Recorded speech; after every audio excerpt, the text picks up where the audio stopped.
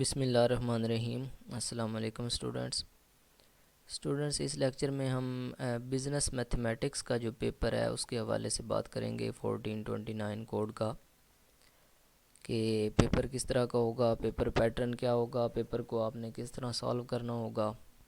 तो उस हवाले से काफ़ी सारी डिटेल्स, काफ़ी सारी इंस्ट्रक्शंस मैं आपको दूंगा, उनको आपने तवज्जो से सुनना है और फॉलो करना है। तो सबसे पहले हम पेपर पैटर्न के हवाले से बात करते हैं। तो पेपर जो पास्ट पेपर्स हैं उनको देखने से आपको इतना तो अंदाज़ा हो जाता है, आप गैस कर सकते हैं कि आपका पेपर जो है वो 100 मार्क्स पे इंक्लूड होगा।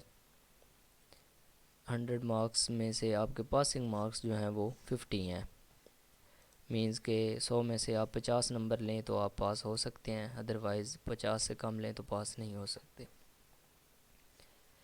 3 आवर्स का पेपर होता है और 8 क्वेश्चंस होते हैं। उनमें से आपने एनी 5 करने होते हैं, कोई से पाँच पाँच क्वेश्चंस जो हैं वो ठीक आपने करने होते हैं। तो यही आपका पेपर होता है, 20-20 नंबर का एक क्वेश्चन होता है, ठीक है। 100 मार्क्स बनते हैं वो। तो कोई से 5 आपने करने होते हैं, 8 में से जो भी आपको सही तरह से आते होंगे। ओके स्टूडेंट्स, अगर आप पास्ट पेपर्स को देखें तो आपको अंदाज़ा होगा कि हर पेपर में तकरीबन पैटर्न जो है वो कुछ ना कुछ थोड़ा बहुत चेंज होता है, थोड़ी बहुत तब्दीली होती है। हर टीचर जो है वो अपने पॉइंट ऑफ व्यू के हिसाब से पेपर सेट करता है।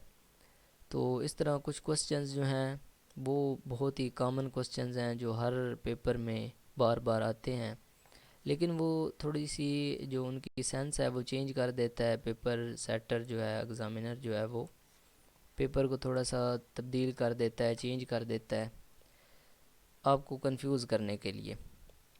तो आपने परेशान नहीं होना, कुछ पे बिल्कुल क्वेश्चंस ऐसे हैं जो जिस सेंस में भी आए आप उनको इजीली सॉल्व कर सकते हैं, क्योंकि उनका मेथड ही एक होगा, फार्मूला एक होगा, तो उनको यूज़ करके आप बड़ा आसानी से उनको सॉल्व कर सकते हैं। तो हम वन बाय वन उन क्वेश्चंस को डिस्कस करेंगे। सबसे पहले तो एक क्वेश्चन जो है वो इक्वेशन ऑफ स्ट्रेट लाइन वाला जो है वो क्वेश्चन लाजमी आता है, इक्वेशन ऑफ स्ट्रेट लाइन।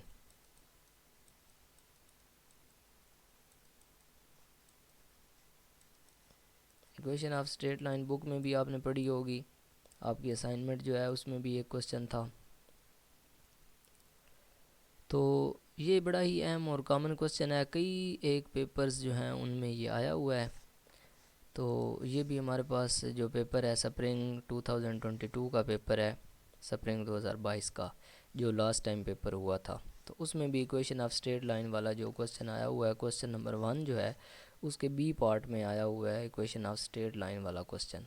तो बड़ा ही ईजी और सिंपल क्वेश्चन होता है, लेकिन वो क्वेश्चन को थोड़ा सा घुमाता फिराता है, क्वेश्चन को काफ़ी सारा वो ना चेंज कह लें करता है कि आप लोगों को कंफ्यूज करने के लिए। तो आप परेशान हो जाते हैं, एक क्वेश्चन जो आपने पढ़ा नहीं होता या आपने पहले देखा नहीं होता तो आप कहते हैं ये तो मुझे आता नहीं है, हालांकि ऐसा नहीं होता। अच्छा, इसमें ऐसा नहीं होता कि हू बहू बुक वाले क्वेश्चन हो, ऐसा बिल्कुल नहीं होता, या पास्ट पेपर में से ही क्वेश्चन आए। तो ऐसा हो भी सकता है, बाज़ औक़ात रेयर केसेस होते हैं। आप देखें जिस तरह ये क्वेश्चन नंबर 2 का बी पार्ट है, ये मैंने इससे पिछले पेपर में भी देखा है, आया हुआ है। तो इसलिए कुछ क्वेश्चंस जो हैं वो सेम इसी तरह रिपीट हो सकते हैं, लेकिन ज़रूरी नहीं है कि रिपीट हो जाएं। तो इस किस्म के जो क्वेश्चंस होते हैं उनकी वो स्टेटमेंट वगैरह चेंज कर देता है। फॉर एग्ज़ाम्पल ये 5x है, 2y है, यहाँ पे वो कुछ और x की वैल्यू दे देगा, y की वैल्यू और दे देगा, तो उस तरह क्वेश्चन पूछ लेगा। या फिर x और y की बजाय x1 और x1 और x2 यूज़ कर लेता है। तो इस किस्म की चेंजेस जो है वो करता रहता है एग्ज़ामिनर। तो इस बात से आपने कंफ्यूज नहीं होना, जस्ट आपका फोकस जो है वो इस चीज़ पे होना चाहिए कि क्वेश्चन जो है उसके उससे आपकी हाउ नो है और आप उसका मेथड जो है सॉल्व करने का वो जानते हैं।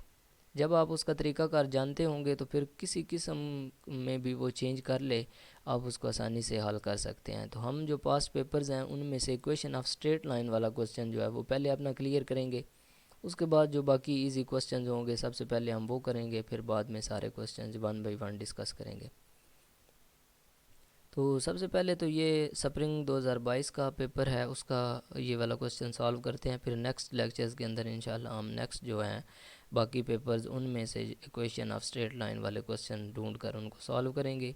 उसके बाद नेक्स्ट ऑनवर्ड जो भी हमारे क्वेश्चन होंगे, क्योंकि इजी से मुश्किल की तरफ चलते हैं। सबसे पहले मैं इजी क्वेश्चन समझाऊंगा जो बिल्कुल आपकी समझ में आ जाएंगे।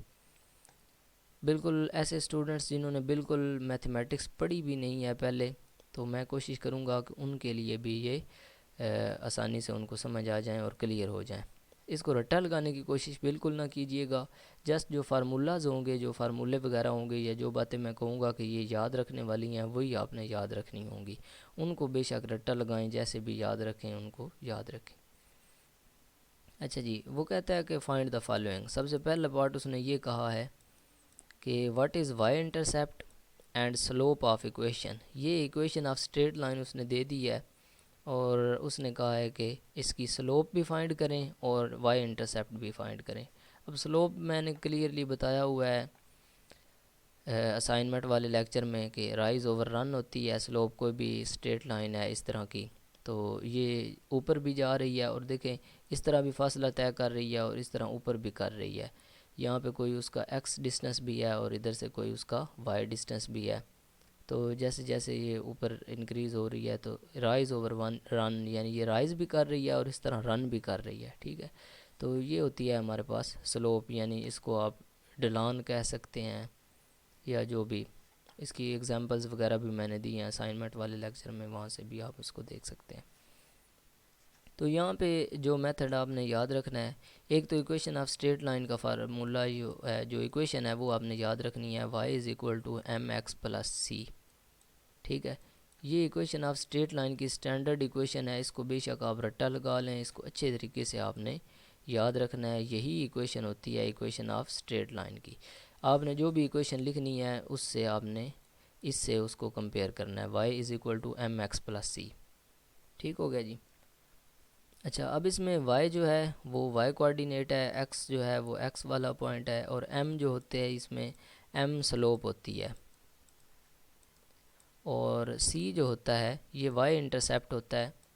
y इंटरसेप्ट का मतलब ये है कि ये वाली लाइन y एक्सिस को कहाँ पे कट कर रही है। ठीक है, जिस पॉइंट पे y एक्सिस को कट कर रही होगी उसको हम इसका y इंटरसेप्ट बोलेंगे। फॉर एग्जांपल ये वाली लाइन अगर हम ले लें जो मैंने ये ड्रा किया है, तो ये हमारा y एक्सिस है, ये x एक्सिस है। तो देखिए y एक्सिस को ये लाइन 0 0 पे, अब यहाँ पे ओरिजिन होता है ना, तो ये पॉइंट 0 0 होता है। यहाँ पे x भी 0 है, y भी 0 है, तो y एक्सिस को 0 वाले पॉइंट पे ये कट कर रही है, तो यहाँ पे y इंटरसेप्ट 0 होगा। ठीक है, तो इसी तरह अगर यहाँ पे कोई लाइन कट कर रही होती, यहाँ पे फॉर एग्जांपल y1 है, तो फिर हम कहेंगे कि इसका y इंटरसेप्ट 1 है। ठीक है, तो ये बातें हैं, कुछ चीज़ें हैं, ये इक्वेशन ऑफ स्ट्रेट लाइन में आपने याद रखनी है कि m जो है वो स्लोप है, और x के साथ जो चीज़ होगी उसको हम m बोलते हैं, वो स्लोप होती है। ठीक है, इसी तरह इधर y जो है वो अकेला है और x वाली है, और इसके बाद c जो है ये कोई कांस्टेंट नंबर है, कोई भी नंबर हो सकता है, इसको हम y इंटरसेप्ट बोलेंगे, यानी जिसके साथ x भी नहीं आ रहा और y भी नहीं आ रहा। ओके जी, अब ये उसने इक्वेशन दे दी है। अब इस इक्वेशन में से हमने फाइंड क्या करना है, वाई इंटरसेप्ट फाइंड करना है और स्लोप फाइंड करनी है। ठीक है, तो बड़ा ही ईजी है, बहुत सिंपल है। आपने सबसे पहले करना क्या है कि इसको इस फॉर्म में, स्लोप इंटरसेप्ट फॉर्म में ले आना है। इस इक्वेशन को स्लोप इंटरसेप्ट फॉर्म में, ये जो मैंने लिखी है ये स्लोप इंटरसेप्ट फॉर्म है। ठीक है,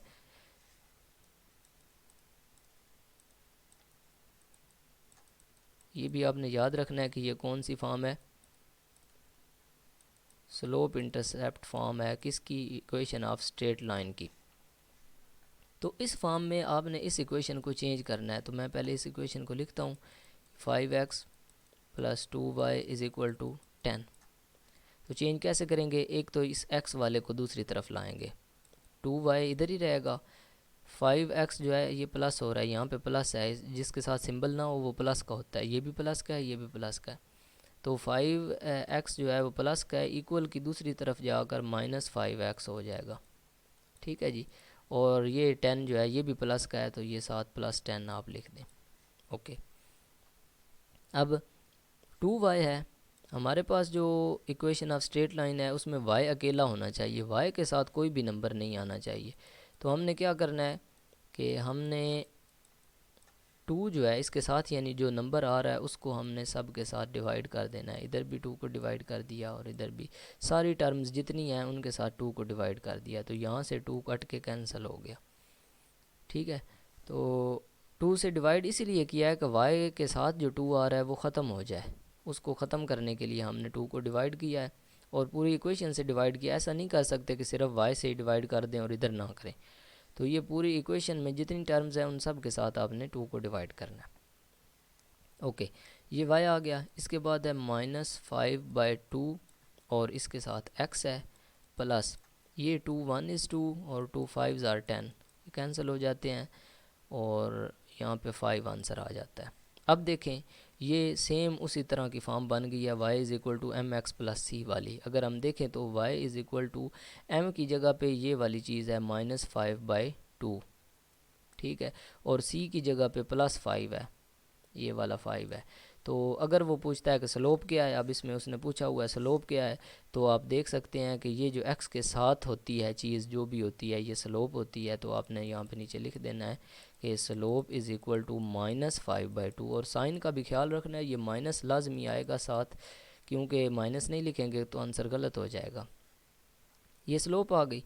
इसके बाद वो कह रहा है वाई इंटरसेप्ट क्या है, तो वाई इंटरसेप्ट जो है वो भी आपको पता चल गया कि ये जो ऐसा नंबर होता है कांस्टेंट नंबर, ये जो सी है जिसके साथ ना एक्स हो ना वाई हो, वो वाला नंबर जो अलहदा लिखा होता है वो वाई इंटरसेप्ट होता है। तो इसका वाई इंटरसेप्ट 5 है। बड़ा ही इजी और बहुत ही सिंपल है।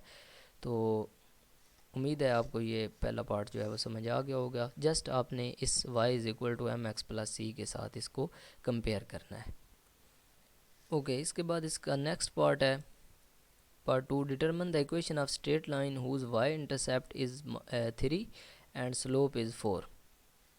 ठीक है, वो कह रहा है कि ऐसी इक्वेशन ऑफ स्ट्रेट लाइन बनाएं जिसका y-इंटरसेप्ट 3 हो और स्लोप जो है वो 4 हो। तो बड़ा इजी है, बहुत ही सिंपल है। जस्ट आपने इसी इक्वेशन को यूज़ करना है y=mx+c को, क्योंकि इक्वेशन ऑफ स्ट्रेट लाइन है ही यही, और स्लोप इंटरसेप्ट फॉर्म इसकी है। यहाँ पे उसने स्लोप भी बता दिया है, वाई इंटरसेप्ट भी बता दिया है, और आपको पता है स्लोप m होती है, तो m कितना है, यहाँ पे उसने बताया है 4 है। स्लोप 4 है, इसका मतलब क्या है, m 4 है, और वाई इंटरसेप्ट 3 है, इसका मतलब है c हमारे पास जो है वो 3 है। तो बड़ा ईजी, y=mx+c। अगर स्लोप भी दी हो, वाई इंटरसेप्ट भी दिया हो, दोनों चीज़ें दी हों, तो फिर इक्वेशन ऑफ स्ट्रेट लाइन लिखना मुश्किल ही कोई नहीं। जस्ट इस फार्मूले को यूज़ करें और m की जगह पे हमने 4 लिख देना है, क्योंकि स्लोप उसने बता दिया है 4 है, और प्लस c की जगह पे आपने 3 लिख देना है। ये y=4x+3, ये इक्वेशन ऑफ स्ट्रेट लाइन आ गई इसकी, जिसकी y इंटरसेप्ट 3 है और स्लोप 4 है। अच्छा, यहाँ पे थोड़ा सा डाउट है, ये उसने डैश लगाई हुई है, ये माइनस नहीं है। अगर यहाँ पे वो माइनस कह देता है कि इंटरसेप्ट जो है वो -3 है और स्लोप -4 है, तो यहाँ पे जस्ट माइनस आ जाएगा, इधर भी माइनस आ जाएगा, फिर इस m की बजाय यहाँ पे -4 आ जाएगा, और 3 भी जो है वो -3 आ जाएगा, क्योंकि प्लस है और यहाँ पे -3 होगा तो माइनस प्लस माइनस आ जाएंगे, तो ये दोनों साइन माइनस के हो जाएंगे और कोई डिफरेंस नहीं होगा। तो यहाँ पे चूँकि माइनस नहीं है, ये वैसे डैश लगा हुआ है इधर। ठीक है, तो अगर प्लस माइनस हो तो उसका ख्याल आपने रखना है। तो ये दूसरा पार्ट भी आपका सॉल्व हो गया। स्लोप जो है m 4 है, c 3 है, ये वाला फार्मूला यूज़ करें, equation of straight line slope intercept form. ठीक है, स्लोप इंटरसेप्ट फॉर्म को यूज़ करें, स्लोप की जगह पे स्लोप लिख दें, इंटरसेप्ट की जगह पे आप इंटरसेप्ट लिख दें y, और ये आपकी इक्वेशन ऑफ स्ट्रेट लाइन आ गई, कोई मुश्किल नहीं है। ओके, नेक्स्ट जो है थर्ड पार्ट है, इसको ज़रा देखें। Find the slope intercept form of the equation that passes through -8 -4 and perpendicular to the line this line. ठीक है, वो कह रहा है कि एक स्लोप इंटरसेप्ट फॉर्म करें, जो है वो फाइंड करें एक इक्वेशन की, जो इक्वेशन इस पॉइंट से पास कर रही है -8 और -4 से, और इस लाइन के, ये जो लाइन एक इक्वेशन उसने दे दी है इक्वेशन ऑफ स्ट्रेट लाइन, इस वाली लाइन की वो कह रहा है कि परपेंडिकुलर है। परपेंडिकुलर और पैरेलल का ज़रा मैं आपको फ़र्क बता दूं कि ये जो लाइन है ना, और साथ में ये लाइन बनाता हूँ, तो ये दोनों आपस में पैरेलल हैं। इनको आप जितना भी इंक्रीज़ करते जाएं आगे, इधर कर लें या इधर कर लें, ये कभी एक दूसरे को मीट नहीं करेंगी, कभी एक दूसरे को क्रॉस नहीं करेंगी। अच्छा, इसके अलावा अगर परपेंडिकुलर मैं बनाऊं तो एक लाइन इस तरह है और एक लाइन बिल्कुल ऊपर से 90 के एंगल पे इसको क्रॉस कर रही है, यहाँ पे एंगल 90 का होना चाहिए। तो ये दोनों लाइंस एक दूसरे के परपेंडिकुलर हैं।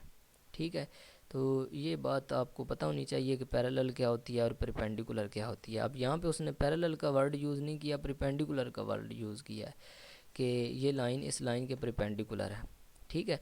अच्छा, अब एक पॉइंट दिया गया है और दूसरी हमारे पास अगर स्लोप हो तो हम फिर भी इक्वेशन ऑफ स्ट्रेट लाइन जो है वो फाइंड कर सकते हैं। उसके लिए हम फार्मूला यूज़ करते हैं, पॉइंट स्लोप फार्मूला।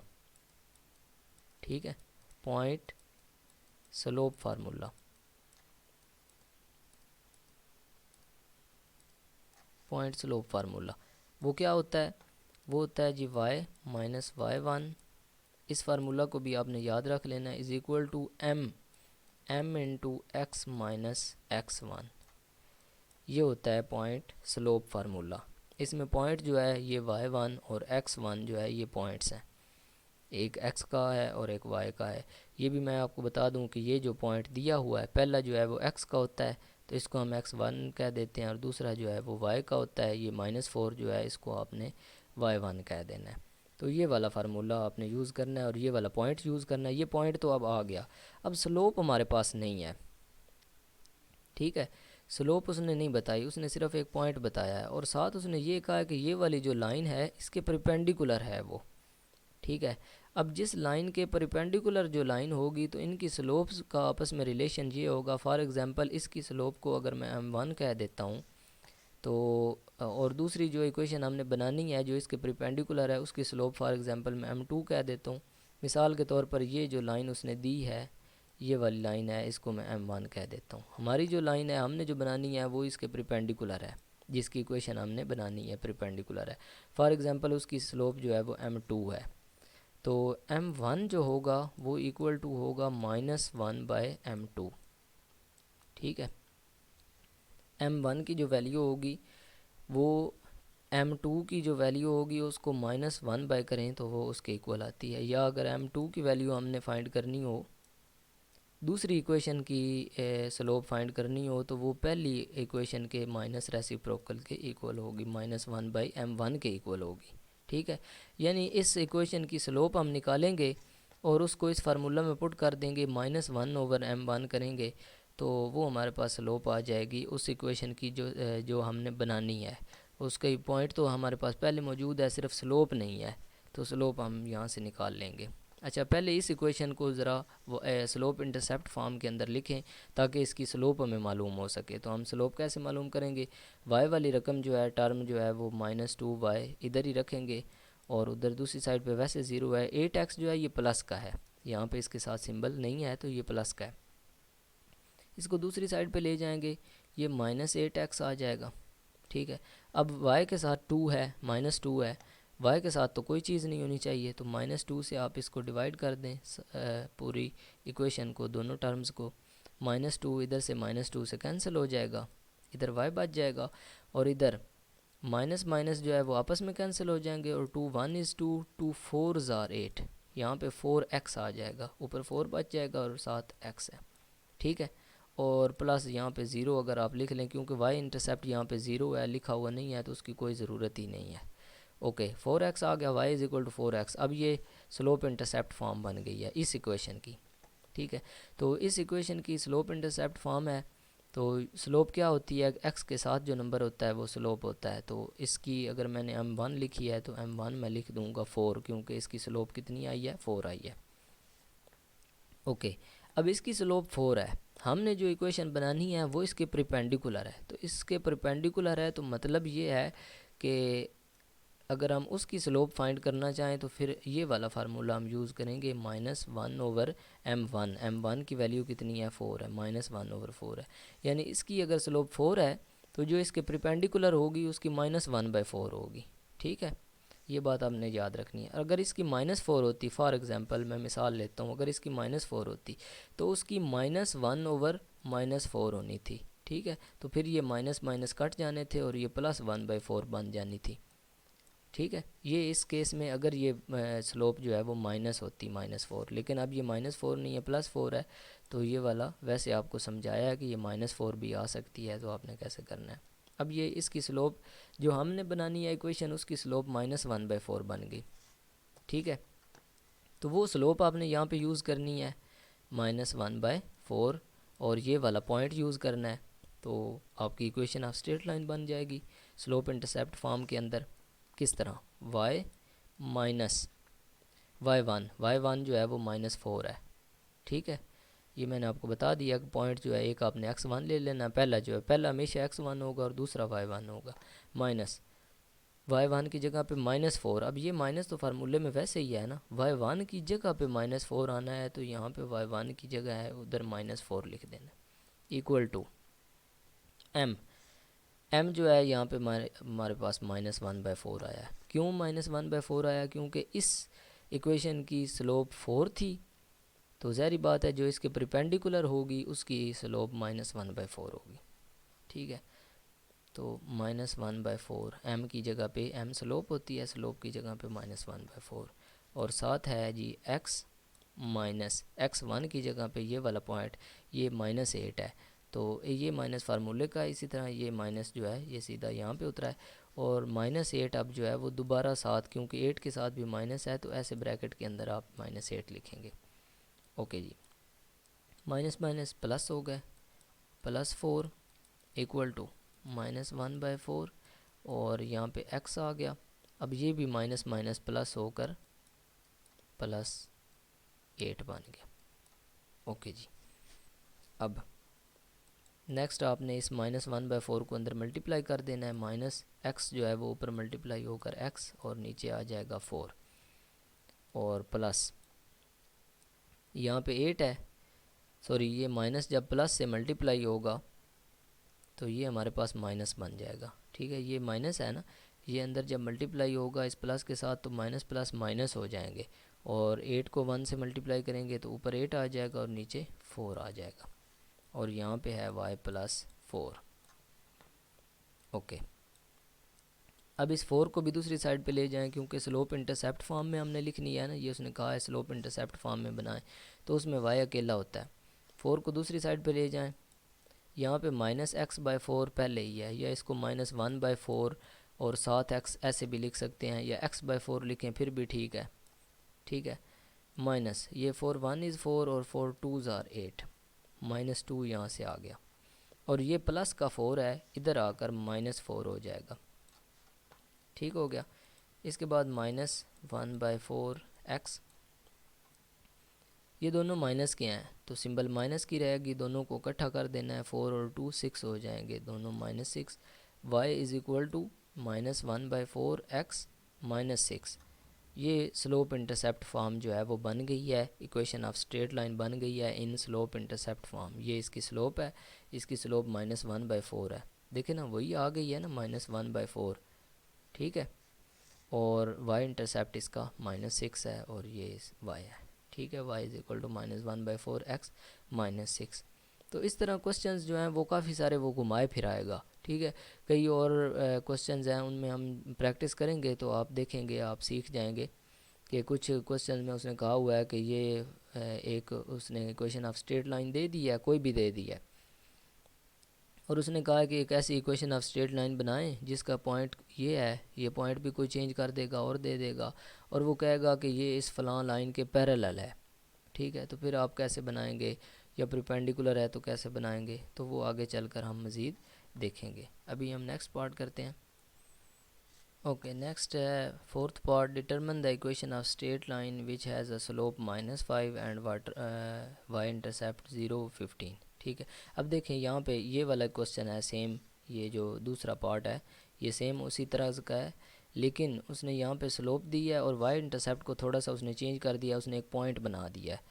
ठीक है, तो बिल्कुल कंफ्यूज नहीं होना, सेम वही वाला सवाल है। वाई इंटरसेप्ट जो है देखना उसका मतलब यही होता है कि उसमें y की कुछ वैल्यू होगी, x की 0 होगी, x की होगी नहीं, क्योंकि y एक्सिस जो है ना, ये वाला जो एक्सिस, ये इसको नीचे बढ़ाएं या ऊपर ले जाएं, नेगेटिव एक्सिस मैं इधर अलग ड्रा कर देता हूँ ताकि आपको क्लियर समझ आ जाए।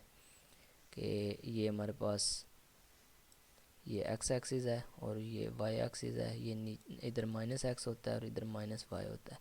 तो ये वाला जो वाई वाली लाइन है ना, इस पूरी पे एक्स की वैल्यू ज़ीरो होती है। यहाँ पे ज़ीरो ज़ीरो है ना, यहाँ इस पॉइंट पे तो दोनों एक्स भी ज़ीरो है, वाई भी ज़ीरो है। इधर एक्स बढ़ना शुरू हो जाता है 1 2 3 4, लेकिन वाई इस लाइन पे ज़ीरो ही है।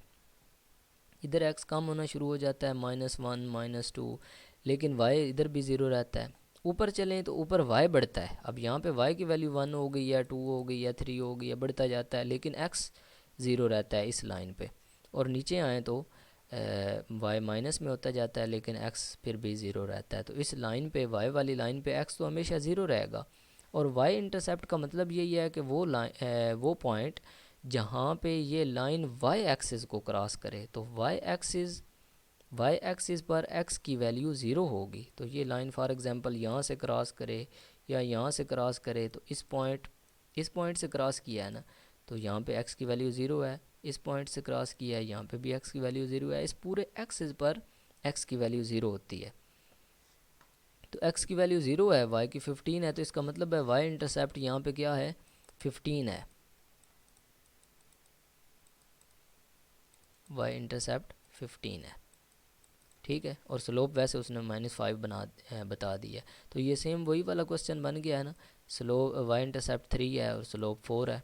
तो आप स्लोप इंटरसेप्ट फॉर्म को यूज़ करें, y is equal to m x plus c. तो वाई इंटरसेप्ट को हमने c लिखा था, c 15 है और m जो है स्लोप उसने बताई है वो -5 है। तो ये वाली वैल्यूज़ इसमें पुट करें, y is equal to m की जगह पे -5 पुट करें, -5, और साथ x आ जाएगा, प्लस c की जगह पे 15 लिख दें। ये हमारे पास इक्वेशन ऑफ स्ट्रेट लाइन आ गई है इस की, जिसकी स्लोप -5 है और वाई इंटरसेप्ट ये वाला है, ठीक है। लेकिन इससे अगर आप मुतमिन नहीं हैं, आपका ज़हन मुतमिन नहीं होता, तसल्ली नहीं होती, तो आप पॉइंट स्लोप फार्मूला भी यूज़ कर सकते हैं। पॉइंट स्लोप फार्मूला आपके सामने लिखा हुआ है, ये भी सेम वही है। इसमें क्या होता है कि एक स्लोप होती है और दूसरा पॉइंट होता है। अब यहाँ पे स्लोप भी दी हुई है, पॉइंट भी दिया हुआ है, तो बड़ा इजी है। इस फार्मूला में आप वैल्यूज़ पुट कर दें। इस पॉइंट के जो हैं वो कोऑर्डिनेट बना लें। ये पहला जो होता है वो मैंने आपको बताया है, उसको x1 लिखना है, और दूसरा जो है उसको आपने y1 रखना है। तो पॉइंट स्लोप फार्मूला में वैल्यूज़ यूज़ करें y माइनस y1। तो y1 यहाँ पे कितना है, 15 है। तो y माइनस y1 ये 15 आ गया, इज़ इक्वल टू m की वैल्यू है -5, m की जगह पे -5 पुट करें, और साथ x है -x1। x1 की वैल्यू देखें जी, यहाँ पे ज़ीरो है, x माइनस ज़ीरो, x1 की जगह पे ज़ीरो लिख दें, ठीक है। y -15 is equal to -5, x minus zero करेंगे तो x ही आंसर आएगा। ज़ीरो जिस चीज़ से भी माइनस करें वही चीज़ आती है ना आंसर।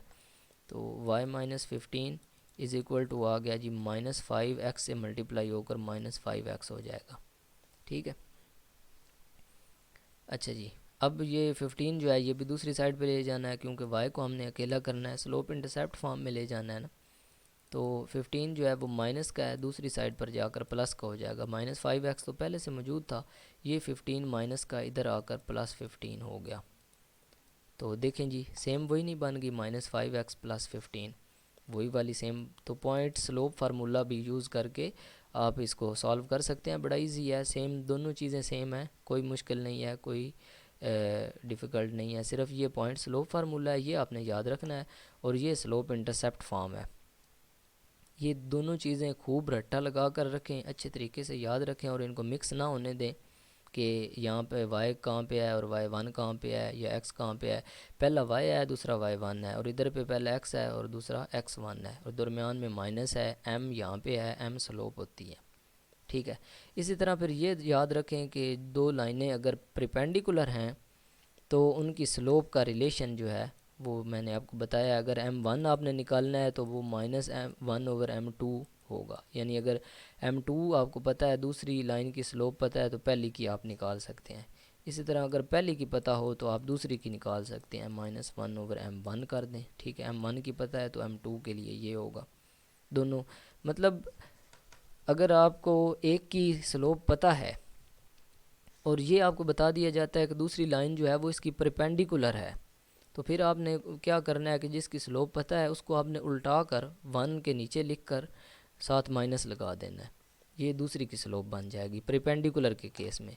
बाकी जो पैरेलल का केस है वो इंशाल्लाह नेक्स्ट लेक्चर में हम डिस्कस करेंगे। पास्ट पेपर्स के अंदर कुछ ऐसे क्वेश्चन भी आए हैं जिसमें उसने पैरेलल के बारे में पूछा हुआ है, तो ये क्वेश्चन आपने अच्छे तरीके से याद कर लेना।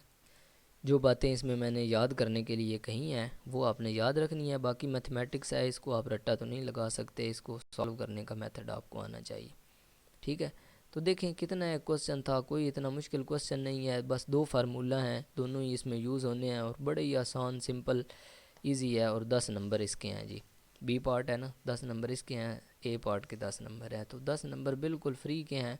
यहाँ पे कोई भी वो चेंजिंग कर सकता है, इसको वो 2 कर देता है, इसको 5 कर देता है, इसको 9 कर देता है, तो इससे आपने घबराना नहीं है, परेशान नहीं होना। जस्ट फार्मूला आपके सामने है, उसमें आप वैल्यूज़ पुट करते जाएं, आपका क्वेश्चन हल हो जाएगा।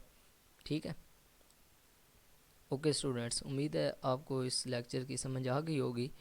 इस लेक्चर से रिलेटेड अगर आपका कोई भी क्वेश्चन हो तो वो आप कमेंट सेक्शन में पूछ सकते हैं, व्हाट्सएप पर कांटेक्ट करके पूछ सकते हैं। मिलते हैं जी नेक्स्ट लेक्चर के अंदर।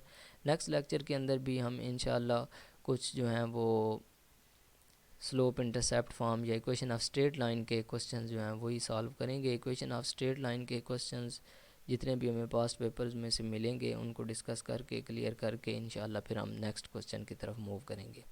मिलते हैं जी नेक्स्ट लेक्चर के अंदर। अल्लाह हाफिज़, टेक केयर।